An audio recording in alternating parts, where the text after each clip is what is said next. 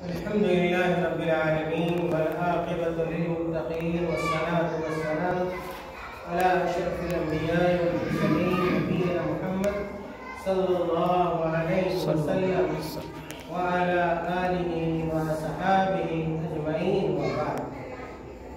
محترم سامعین، حدیث جبریل سے متعلق یہ ہمارا تیسرا درس. اس سے قبل ہم نے جو لوگ موجود تھے ان کو بتلایا کہ اس حدیث کو حدیث جبریل کیوں کہتے ہیں. اس کا خلاصہ یہ ہے کہ جبریل علیہ السلام انسانی شکل میں، انسانی حیت میں اللہ کے نبی صلی اللہ علیہ وسلم کے پاس تشریف لائے. اور یہ بھی میں نے بتایا تھا کہ جبریل علیہ السلام صرف ایک مرتبہ نہیں بلکہ اکثر و بیشتر جب اللہ کے نبی صلی اللہ علیہ وسلم کے پاس وحی لے کر آتے تھے تو کسی نہ کسی انسانی شکل میں آتے. اور ہم نے یہ بھی بتلایا کہ آپ صلی اللہ علیہ وسلم نے حضرت جبریل علیہ السلام کو ان کی اصلی صورت اور شکل میں صرف 2 مرتبہ دیکھا، اور اس کے علاوہ جتنی مرتبہ بھی جبریل علیہ السلام وحی لے کر آپ صلی اللہ علیہ وسلم کے پاس آتے کسی نہ کسی انسان کی شکل میں آتے تھے. ایک صحابی بڑے مشہور تھے، دہیہ کلبی رضی اللہ تعالیٰ عنہ، اور بہت مرتبہ جبریل علیہ السلام انہی کے شکل میں آتے. اور دہیہ کلبی رضی اللہ تعالیٰ عنہ سے متعلق آتا ہے کہ بڑے حسین و جمیل صحابی، بڑے خوبصورت انسان تھے. اسی وجہ سے جبریل علیہ السلام کئی دفعہ کئی مرتبہ ان کی شکل میں آئے اللہ کے نبی صلی اللہ علیہ وسلم کے پاس. تو اسی طرح ایک مرتبہ جبریل علیہ السلام انسانی شکل میں اللہ کے نبی صلی اللہ علیہ وسلم کے پاس تشریف لائے اور اللہ کے نبی صلی اللہ علیہ وسلم سے مختلف سوالات کی، مختلف باتیں پوچھیں، اور دین کے بارے میں، اسلام کے بارے میں، شریعت کے بارے میں جبریل علیہ السلام نے آپ صلی اللہ علیہ وسلم سے جانکاری حاصل.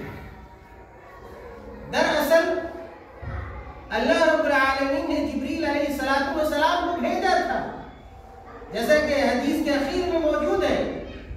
اللہ کے نبی صلی اللہ علیہ وسلم نے کہا، صحابہ تو نہیں پہچانتے تھے کہ یہ کون آدمی. صحابہ تو یہ سمجھ رہے تھے کہ کوئی یہ مسافر ہے، لیکن مسافر کی بھی کوئی علامت نہیں تھی.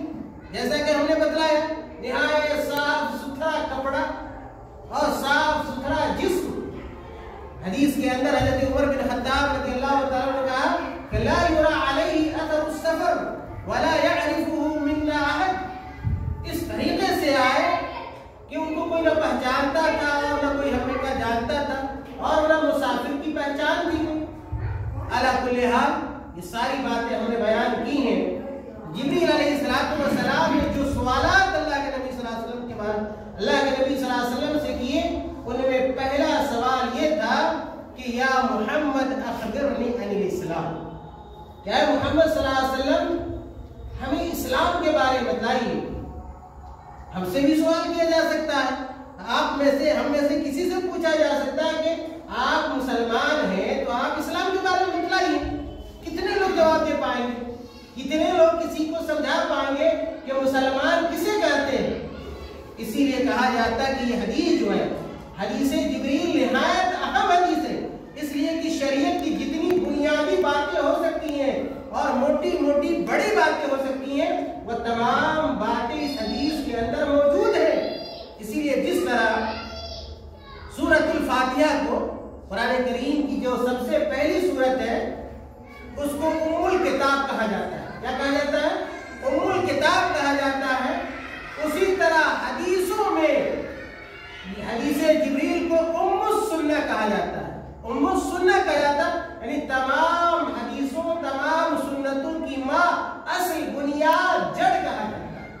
آپ سمجھ سکتے ہیں اس اعتبار سے اس حدیث جبریل کی کتنی اہمیت ہے۔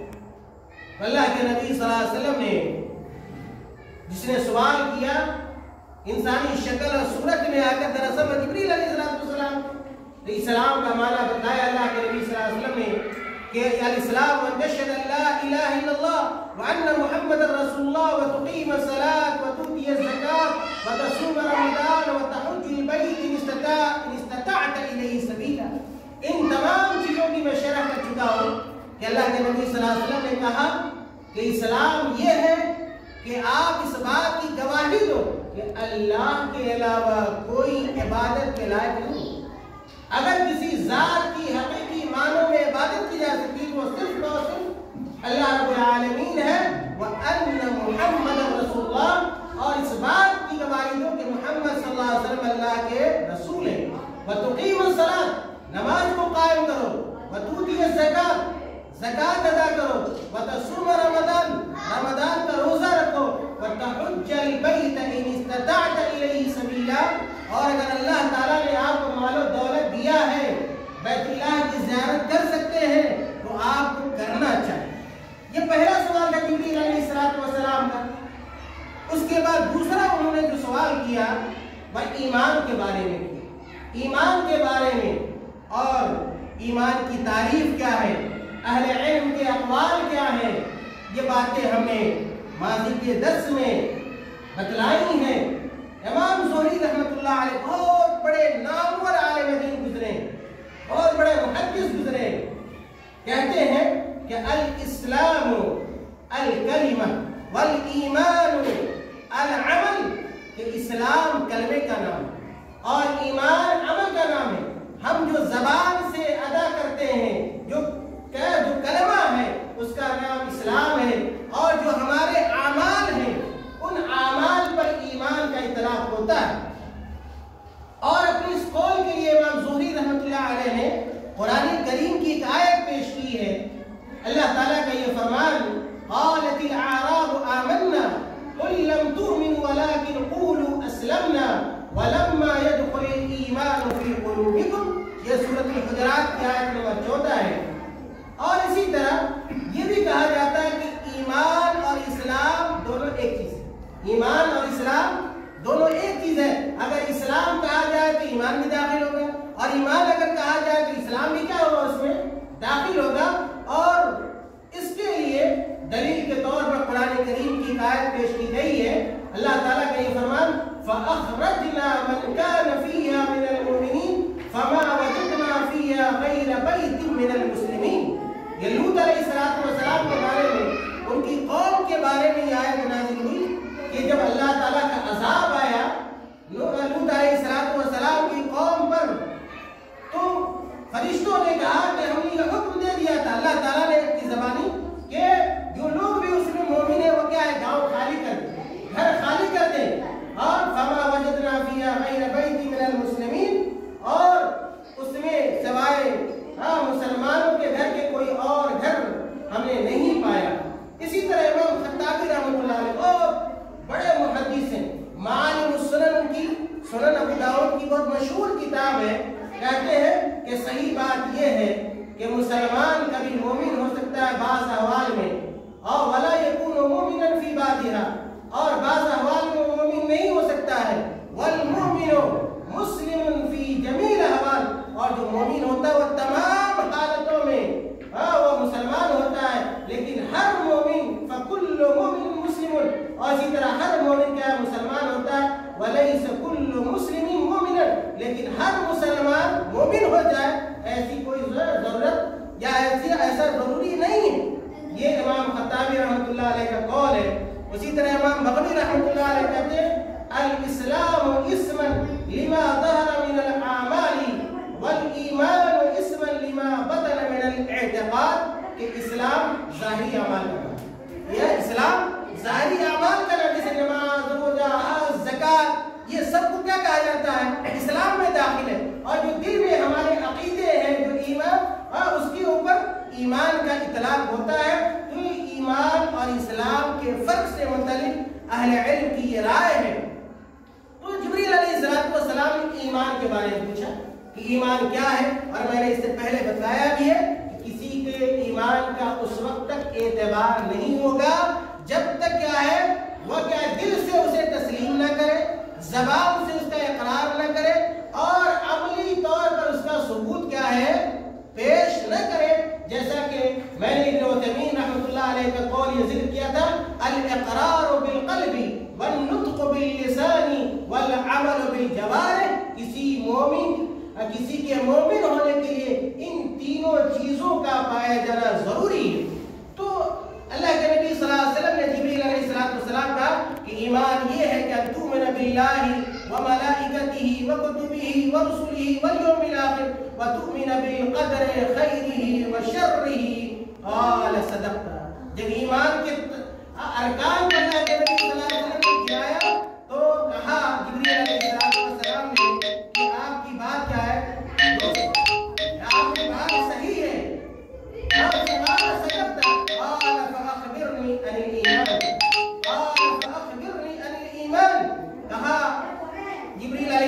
السلام نے اے اللہ کے نبی صلی اللہ علیہ وسلم آپ ہمیں احسان کے بارے میں بتائیں. آپ احسان کے بارے میں بتائیے. احسان حسن کو کہا جاتا ہے، ہر اچھے کام کو کیا کہا جاتا ہے، احسان سے تعبیر کیا جاتا ہے. مثال کے طور پر ہم نماز پڑھیں اچھے طریقے سے پڑھیں، ہم روزہ رکھیں اچھے طریقے سے روزہ رکھیں، اگر حج کرنے جائیں صحیح طریقے سے حج کریں، صدقہ اور خیرات دیں صحیح طریقے سے کیا ہے ہم صدقہ اور خیرات دیں. اب اسی طرح اگر ہم عبادت کریں اللہ تعالیٰ کی تو ہماری عبادت بھی کیا ہے اچھے طریقے سے ہونی چاہیے. مثال کے طور پہ اگر ہم نماز پڑھتے ہیں تو ہم کیسے پڑھیں؟ بہت سارے لوگ کیا مسجد میں آتے ہیں، بہت سارے لوگ کیا ہے نماز پڑھتے ہیں لیکن نہ ان کا کوئی ارادہ ہوتا ہے، نہ ان کی کوئی نیت ہوتی ہے اور نہ جو خلوص اخلاص پایا جانا چاہیے وہ اخلاص ہوتا ہے، نہ اللہ کا ڈر کیا ہے دل میں ہوتا ہے، نہ اللہ کی محبت کیا ان کے دل میں ہوتی ہے. ان تمام چیزوں سے ان کی عبادت کیا ہے خالی ہوتی ہے. اس لیے ان کی عبادت کا کوئی اعتبار نہیں ہوتا ہے. تو اگر ہم عبادت کر رہے ہیں تو احسان کا پایا جانا ضروری ہے. اللہ کے نبی صلی اللہ علیہ وسلم نے ایک حدیث کے اندر کہا کہ من صلی یرائی فقد اشرک ومن صام یرائی فقد اشرک. کہ اگر کوئی اس لیے کیا ہے نماز پڑھتا ہے کہ کوئی دیکھ لے اور اس کی تعریف کر دے اس کی عبادت بیکار ہے. اگر کوئی آدمی اس لیے روزہ رکھ رہا ہے تاکہ دوسرا آدمی تعریف کر لے تو اس کا روزہ کیا ہے کا کوئی اعتبار نہیں. اسی طرح اللہ تعالیٰ نے قرآن کریم کے اندر کہا وما امروا الا ليعبدوا الله مخلصين له الدين.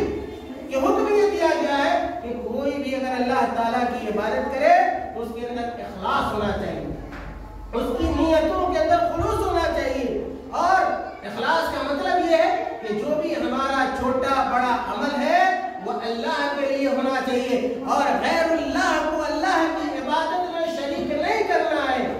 اور ہماری عبادتوں کے اندر ریاکاری نہیں ہونا چاہیے، دکھاوا نہیں ہونا چاہیے، نمود نہیں. مثال کے طور پر صدقہ اور خیرات دے رہے ہیں، یہ نہیں کہ فلاں آدمی ہماری تعریف کر دے گا یا ہمارا احسان مانے گا، نہیں. اگر اس لیے آپ صدقہ اور خیرات کر رہے ہیں، کسی غریب کو دے رہے ہیں تو آپ کا ہمارا سارا عمل کیا ہے بے سود ہے، بیکار ہے. اللہ تعالیٰ نے ایک حدیث اللہ کے نبی صلی اللہ علیہ وسلم نے ایک حدیث کے اندر کیا فرمایا انما الاعمال بالنیات، انما الاعمال بالنیات. نیتوں کا اعمال کا دار و مدار نیت پر ہے. جیسی آپ کی نیت ہوگی ویسے ہی اللہ تعالیٰ آپ کو بدلہ دے گا. الجزاء من جنس العمل. جیسا آپ کا کام ہوگا عمل میں جیسا آپ کا کام ہوگا آپ کو اجرت بھی کیا ہے اللہ تعالیٰ اسی اعتبار سے کرے دے گا. خلاصہ کہ جبریل علیہ السلام نے اسلام کے بعد ایمان کے بعد احسان کے بارے میں پوچھا کہ اللہ کے نبی صلی اللہ علیہ وسلم آپ احسان کے بارے میں بتلائیے. اللہ کے نبی صلی اللہ علیہ وسلم کا جواب کیا ہے آپ سنیے. اللہ کے نبی صلی اللہ علیہ وسلم نے کہا ان تعبد اللہ کأنک تراہ فإن لم تكن تراہ فإنه یراک. قال صدقت قال فأخبرنی عن الساعة. کہا اللہ کے نبی صلی اللہ علیہ وسلم نے کہ احسان یہ ہے کہ آپ اس طریقے سے اللہ کی عبادت کیجئے ان تعبد اللہ کأنک تراہ. اس طریقے سے ہماری اور آپ کی عبادت ہونی چاہیے کہ گویا آپ اللہ رب العالمین کو دیکھ رہے ہو. اللہ رب العالمین آپ کی کے سامنے ہو اور کہے کہ آپ اس طرح کیا ہے کام کیجئے، تو آپ کی ہماری پوری کوشش ہوگی کہ اس طریقے سے کیا اس کے سامنے کھڑے رہے اور اس کے کہے ہوئے کام کرے جس سے وہ کیا ہو جائے، خوش ہو جائے۔ تو اللہ تعالیٰ احکم الحاکمین ہے، بادشاہوں کا بادشاہ ہے، تو اس کی جب ہم عبادت کریں اور جب اپنی نگاہوں کے سامنے اس اللہ تعالیٰ کو رکھیں گے تو ہماری اور آپ کی عبادت کیا کیسی ہوگی اس کا اندازہ لگا سکتے ہیں۔ اسی لیے کہا جاتا ہے کہ عبادت میں خشوع اور خضوع کیا ہے، ضروری، خشوع خضوع ضروری ہے۔ ایسا نہیں کہ ہم نماز پڑھ رہے ہیں اور نمازی میں کیا ہے اپنے دکان کا کیا ہے حساب کر رہے ہیں، کہیں برگنیاں ٹہل رہے ہیں، کبھی گور اور کبھی سیتامڑھی ٹہل رہے ہیں، یعنی جسم ہمارا موجود ہے لیکن خیالات ہمارے کیا کہیں اور ہے۔ اس طریقے سے عبادت کیا ہے نہیں ہوتی ہے۔ عبادت میں ضروری ہے ایک سوئی ہو جائے، ایک سوئی ہو کر ایک سوئی کے ساتھ ہم عبادت کریں۔ اللہ کے نبی صلی اللہ علیہ وسلم نے کہا ان تعبد اللہ کأنک تراہ، کہ آپ اس طرح عبادت کرو گویا اللہ تعالیٰ کو آپ کیا ہے دیکھ رہے ہو۔ فإن لم تكن تراہ فإنه یراک، اگر یہ احساس ہو کہ کیا ہے فإن لم تكن تراہ کہ آپ اگر اللہ تعالیٰ کو نہیں دیکھ رہے ہو تو یقین ہونا چاہیے کہ اللہ تعالیٰ ہر حال میں کیا ہے آپ کو دیکھ رہا ہے۔ یہ احسان کا معنی ہے، یہ احسان کا مفہوم ہے۔ اور اسی طریقے سے جب ہم اور آپ اللہ تعالیٰ کی عبادت کریں گے، اور عبادت ہمارے اوپر فرض، ہمارے اوپر واجب ہے۔ اللہ تعالیٰ نے قرآن کریم میں کیا فرمایا کہ وَمَا خَلَقْتُ الْجِنَّ وَالْإِنسَ إِلَّا لِيَعْبُدُونَ، ہم نے تمام انسانوں کو، تمام جناتوں کو جس مقصد کی خاطر پیدا کیا ہے وہ مقصد اللہ رب العالمین کی عبادت ہے۔ اور جو دنیا میں اللہ تعالیٰ کا تبارک الذی بیدہ الملک الذی خلق الموت والحیات لیبلوکم ایکم احسن عملا، اللہ تعالیٰ نے کہا کہ ہم نے انسانوں کو اس لیے پیدا کیا ہے تاکہ وہ اچھے اعمال کریں، تاکہ اللہ تعالیٰ دیکھنا چاہتا ہے کہ ہم میں کا کون شخص بہتر عمل کر رہا ہے، بہتر کام کر رہا ہے، اللہ رب العالمین کی وہ حکموں کی بجاوری کر رہا ہے یا کہ مخالفت کر رہا ہے، سرتابی کر رہا ہے۔ تو پتہ یہ چلا کہ ہمارے ہر اعمال کے اندر، اعمال صالحہ کے اندر خوبصورتی ہونی چاہیے، حسن ہونا چاہیے، احسان ہونا چاہیے، اور عبادت میں احسان مطلوب ہے اور ضروری ہے۔ اگر احسان نہ ہو پھر وہ عبادت بے سود ہے، بیکار ہے۔ اللہ تعالیٰ سے دعا ہے کہ اللہ تعالیٰ ہمیں اور آپ کو نیک اعمال کی توفیق عطا فرمائے۔ اللہ تعالیٰ ہمیں ارکان اسلام کو سمجھنے کی توفیق عطا فرمائے، ارکان ایمان کو سمجھنے کی توفیق عطا فرمائے، اور ہماری عبادتوں کے اندر اللہ تعالیٰ احسان کو پیدا کر دے، ہماری زندگی کے اندر اللہ تعالیٰ خوبصورتی پیدا کر دے۔ جو بھی ہم چھوٹا بڑا نیک کام کرے اللہ تعالیٰ اس کام کو شرف قبولیت عطا فرما دے۔ آمین و